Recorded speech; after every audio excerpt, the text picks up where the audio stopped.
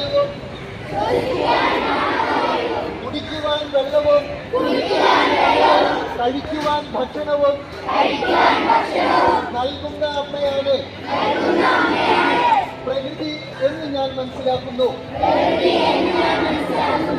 വരും തലമുറയ്ക്കും സർവചരാചരങ്ങൾക്കും വേണ്ടി ഞാൻ വൃക്ഷത്തെ നട്ടു വളർത്തും. പ്രകൃതിയെ മലിനമാക്കുക എന്നത്